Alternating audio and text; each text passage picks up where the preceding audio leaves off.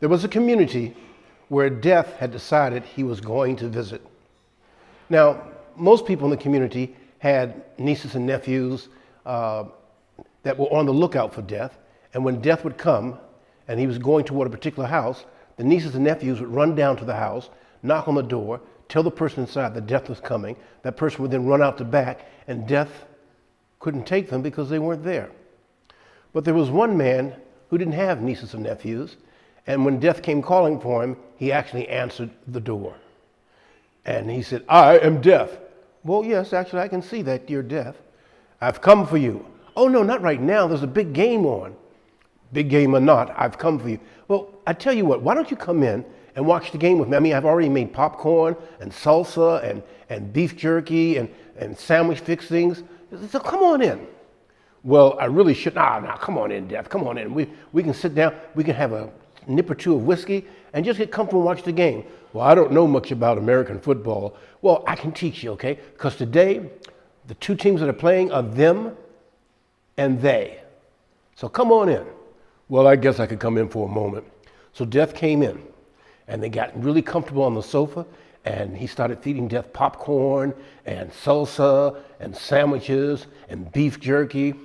And Death said, "Well, this is not too bad." And he turned the TV on. And this is not the Super Bowl, but it's a big game.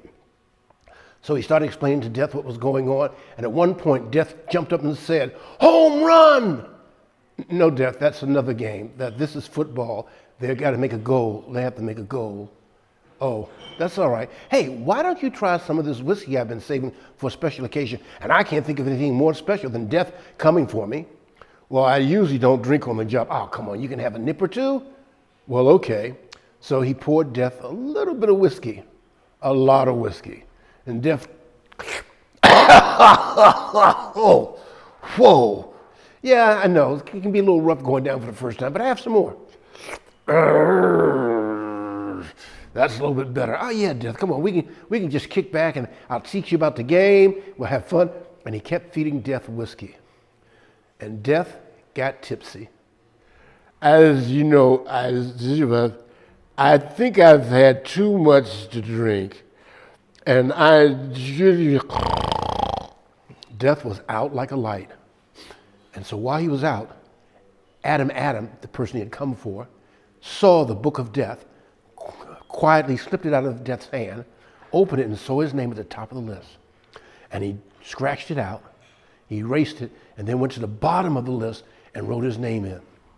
Then he quietly slipped the book of Death back into Death's hand. And when Death finally woke up, I think I have an overhang. No, it's called a hangover, Death. It's called a hangover.